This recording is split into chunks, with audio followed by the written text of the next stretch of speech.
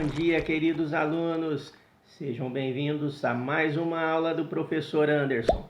Se você quer aprender um pouco mais sobre ciências, fique comigo e de olho na tela.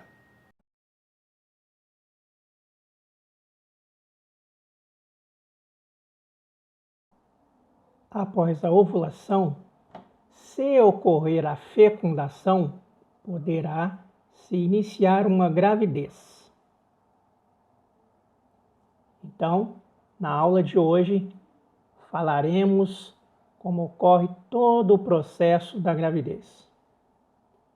Perceba que após a ovulação, caso ocorra a fecundação, ocorrerá então a gravidez. E dessa forma não ocorrerá mais ovulação nem a menstruação nesse período. Nessa imagem, você pode observar o processo de fecundação, que é quando o espermatozoide penetra no ovócito secundário.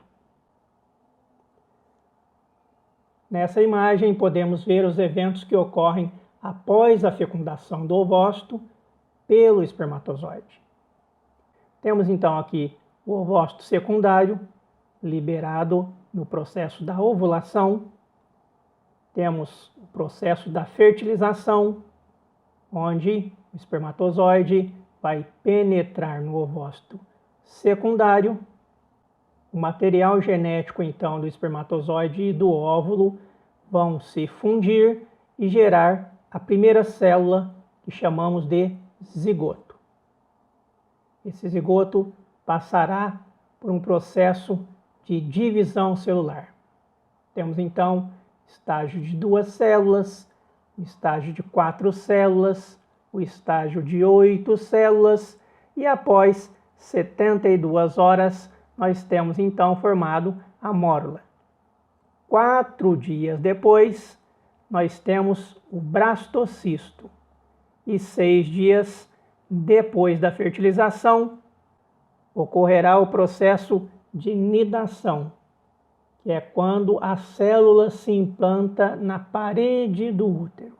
Todos esses processos de divisão celular você estudará nos anos posteriores dos seus estudos. Então a gravidez ou gestação tem início quando o ovócito é fecundado e termina quando a mulher dá à luz. Uma gestação ideal dura aproximadamente 9 meses, ou seja, cerca de 40 semanas na espécie humana. Lembrando que isso varia então de espécie para espécie, ok? Então, deixei aqui uma ilustração para você que demonstra o desenvolvimento fetal, desde a fecundação até o desenvolvimento completo. E aqui temos a placenta e o cordão umbilical. Nessa imagem, temos então um feto com 11 semanas de gestação e possui cerca de 4 centímetros de comprimento. Já nessa imagem, temos o feto com 3 meses e cerca de 8 centímetros de comprimento. Nessa outra imagem, temos o feto com 5 meses, cerca de 28 centímetros de comprimento. É importante saber que o zigoto continua suas divisões celulares até que por volta da 3ª semana de gestação recebe o nome de embrião. Só na 9ª semana de gestação é que o embrião já tem todos os principais órgãos formados e passa a ser chamado então de feto. Como confirmar se estou grávida? Após a nidação, que é a implantação do zigoto no útero, ele começa a produzir o hormônio HCG, gonadotrofina coriônica humana, informando ao sistema reprodutor feminino que vai ocorrer a gestação. O HCG, gonadotrofina coriônica humana, é chamado de hormônio da gravidez e pode ser detectado no sangue cerca de 8 dias após a fecundação, pelos métodos laboratoriais. Para a confirmação da gravidez, o que vale são os exames laboratoriais, embora existam também os exames caseiros. Existem, então, diversos modelos de testes de gravidez caseiros comprados em farmácias. Esses testes podem detectar o hormônio HCG na urina. Alguns fabricantes recomendam que seja feito no mínimo 5 dias após o atraso da menstruação. Nessa imagem, então, temos o teste de gravidez mais comum vendidos em farmácia. Nos testes de gravidez, aparecendo uma linha, significa que o teste funcionou. E se você estiver grávida, vai aparecer então nesse visor. E se você estiver grávida, nesse visor surgirá 2 linhas. Isso significa que você está grávida. Mas quer dizer então que se a menstruação atrasar alguns dias, significa que eu estou grávida? Não, absolutamente não. O atraso na menstruação pode ser decorrente de alguns outros fatores. O importante é procurar um médico para fazer o diagnóstico correto. Nessa imagem, deixei para você a evolução do feto de 8 a 40 semanas.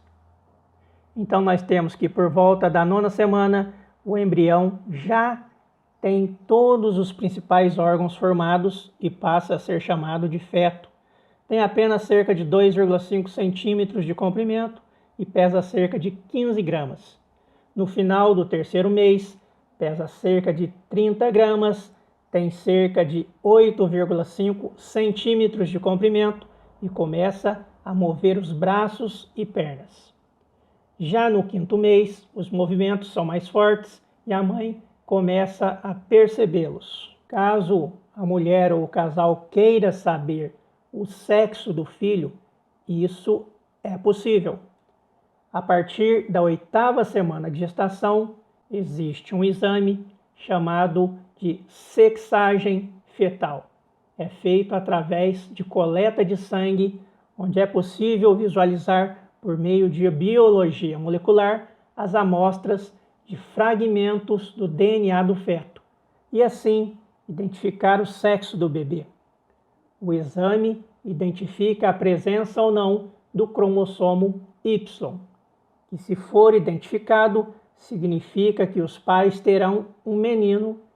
Caso só tenha a presença de cromossomo X, o resultado indica a gravidez de uma menina.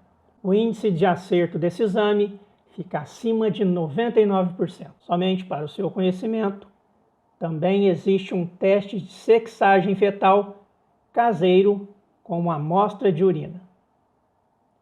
O novo teste só pode ser realizado a partir da 10ª semana de gravidez e tem índice de acerto baixo, aproximadamente de 82%. O nome deste teste é Intergender. Está sendo comercializado há aproximadamente 1 ano nos Estados Unidos, México e Portugal, a um custo que varia entre $30 e 70 euros. Ainda não está disponível no Brasil, mas pode ser comprado aí pela internet com um preço aproximado de R$320. A leitura do resultado se dá após 10 minutos. Se a urina ficar verde, significa que é um menino. E se a urina ficar laranja, significa que é uma menina. Mas, a partir de 13 semanas, é possível identificar a posição do tubérculo genital. O tubérculo genital é a estrutura que dará origem ao pênis nos meninos e ao clitóris nas meninas. A posição do tubérculo nas meninas é bem horizontal, paralelo com a coluna, enquanto que nos meninos é vertical, perpendicular à coluna, conforme a imagem abaixo. Temos aqui então o tubérculo genital do feto, que mostra se tratar de uma menina. Temos aqui o tubérculo genital, que mostra se tratar de um menino. Lembrando que esse exame é um exame de ultrassom que a partir da 13ª semana de gestação já pode distinguir o sexo do bebê. Lembrando que esse exame pode atingir de 99% a praticamente 100% de acerto. Agora vamos falar a respeito das mudanças que ocorrem dentro do útero da mulher. Na fase inicial de desenvolvimento do bebê, formam-se os anexos embrionários, que são estruturas encarregadas de proteger e nutrir o feto. O útero da mulher fica cerca de 10 vezes maior que seu tamanho natural para acomodar a gestação.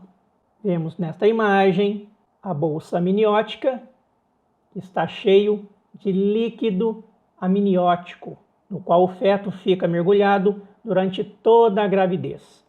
Esse líquido tem a função de proteger o feto, amortecendo os choques mecânicos, os choques físicos, evitando o ressecamento e regulando a temperatura corporal.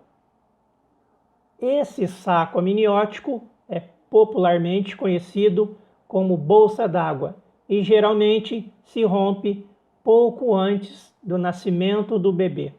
Nesta imagem, podemos também observar a placenta, que é responsável por fazer as trocas de nutrientes, gases e resíduos entre a mãe e o feto, e também produz hormônios necessários para manter a gestação, como o HCG, o estrogênio e o progesterona. A placenta é o órgão de ligação entre a mãe e o bebê.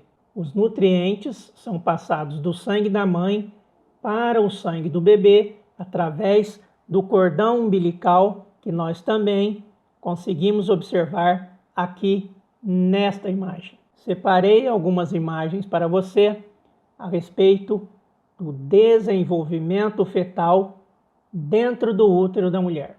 É importante dizer que durante a gravidez, as futuras mamães sejam assistidas por profissionais de saúde para verificar se a gravidez está se desenvolvendo normalmente. Esse acompanhamento é chamado de pré-natal e é feito para prevenir problemas de saúde tanto da mãe como do feto. A placenta é a estrutura que comunica o feto com a mãe. Ela é formada por tecido do embrião e do útero materno. Perceba que não há mistura do sangue do feto com o sangue da mãe. Na placenta, as trocas de nutrientes, gases e resíduos entre a mãe e o feto é feita pelo cordão umbilical, que é constituído por 2 artérias e uma veia. As trocas de nutrientes e gases são realizadas por difusão e transporte ativo.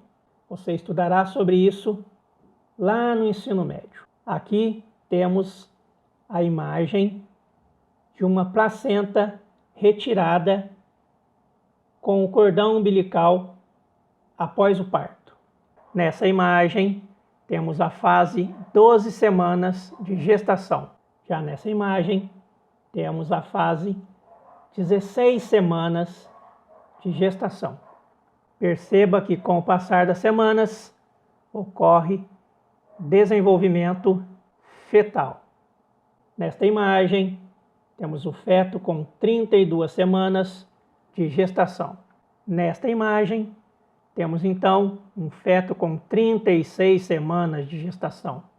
E nessa imagem, temos então o final da gestação, que é quando a mulher se encontra com 40 semanas ou cerca de 9 meses de gestação. Nesse momento, o bebê está pronto para vir ao mundo. Agora falaremos um pouco como esse bebê vem ao mundo. Ele vem ao mundo através do parto. Normalmente, o nascimento do bebê ou o parto ocorre após aproximadamente 9 meses de gestação, ou cerca de 40 semanas. Caso ocorra antes desse período, é chamado de parto prematuro. Existe o parto natural e o parto cesárea. Vamos ver então como ocorre o parto natural. Perceba então, nesse esquema de um parto natural, onde o bebê chega ao mundo através da abertura da vagina. Posteriormente, é cortado o cordão umbilical e retirado a placenta. Após esse processo, o útero lentamente regride até o seu tamanho natural. Muitos estudos confirmam que o parto natural é melhor para a mãe e para o bebê. E hoje em dia, você pode ser acompanhado por especialistas como a enfermeira obstetra e caso não haja nenhuma contraindicação médica, você pode escolher ter o parto humanizado na sua própria casa. Em muitas maternidades já existe o parto humanizado. Inclusive, o pai pode estar presente durante todo o parto até o nascimento do bebê. Temos nesta imagem, então, o parto humanizado realizado dentro de uma banheira. Essa segunda imagem, então, representa o parto cesárea. De acordo com muitos estudos, esse tipo de parto expõe a mulher e o bebê a muitos riscos e só pode ser feito se por motivos médicos, caso a mulher não possa ter o parto normal. Nessa operação de parto, é feito então um corte no abdômen da mãe, pelo qual o bebê é retirado. Entenda que após um parto normal, a mãe já começa a deambular ali em poucas horas e pode ter uma vida normal. Já após a cesárea, a recuperação é muito mais demorada e dolorosa e pode levar cerca de 15 dias para que ela possa começar a praticar suas atividades lentamente. Lembrando também que ela terá que retirar todos os pontos que são dados aí no seu abdômen e ficará com uma cicatriz no local da cirurgia. Como eu disse anteriormente, separei aqui para vocês algumas imagens de um recém-nascido prematuro de 6 meses de vida. Observem que o recém-nascido é praticamente do tamanho de uma mão humana. Nessa imagem, observe o tamanho do pezinho do bebê. Nessa imagem, observe o tamanho da mão do bebê. Lembrando também que quanto mais prematuro, maior é o risco de morte. E quando a criança nasce prematura, ela tem que ficar muitos meses hospitalizada lá na UTI neonatal no hospital, o que causa muito sofrimento para o bebê e para os familiares. Vamos falar agora da amamentação. As mamas, seios da mãe geralmente aumentam a produção de leite após o nascimento do bebê. O leite materno é o alimento mais completo para o bebê que acabou de nascer. A recomendação da Organização Mundial de Saúde, OMS, é que seja mantido o aleitamento exclusivo até os 6 meses de idade. Portanto, o bebê até os 6 meses de idade necessita apenas do leite materno.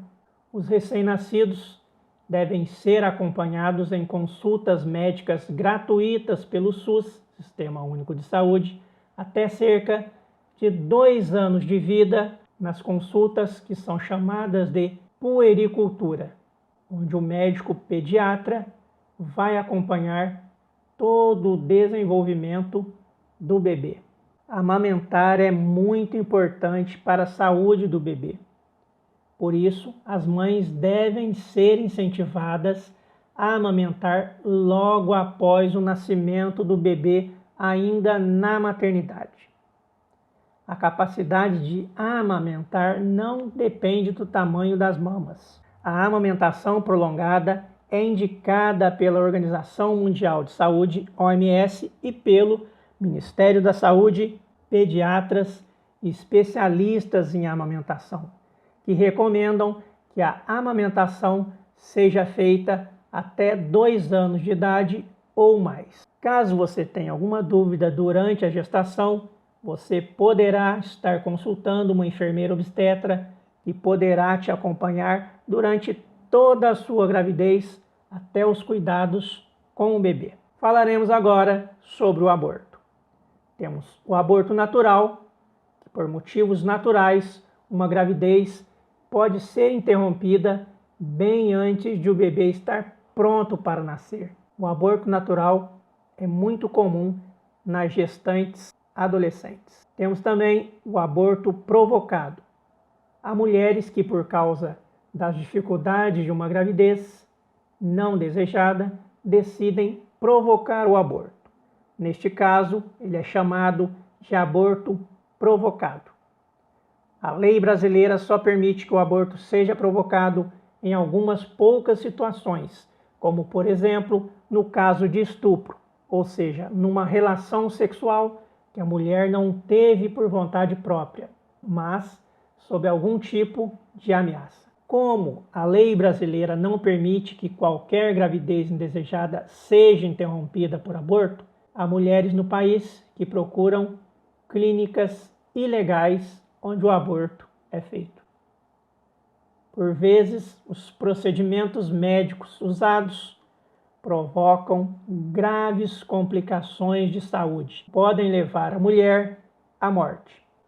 Muitas mortes de brasileiras estão ligadas a complicações decorrentes de abortos, principalmente os abortos caseiros. Deixei aqui para você uma imagem de um feto de aproximadamente 9 semanas, vítima de um aborto. Nessa outra imagem, você percebe que às vezes, durante o aborto, partes do feto são retirados aos poucos. Uma hora se retira uma perna, outra perna, um braço, até que ele seja retirado por completo.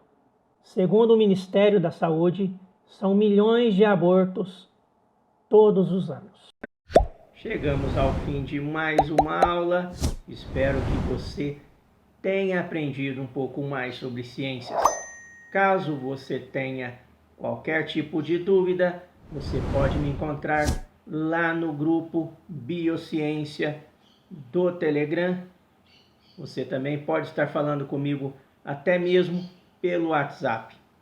É muito importante que você tenha acesso a todos os materiais que eu posto lá no Google Sala de Aula e que você participe também das nossas aulas online no Google Meet. Então é isso, vou ficando por aqui. Um forte abraço do professor Anderson e até a próxima aula.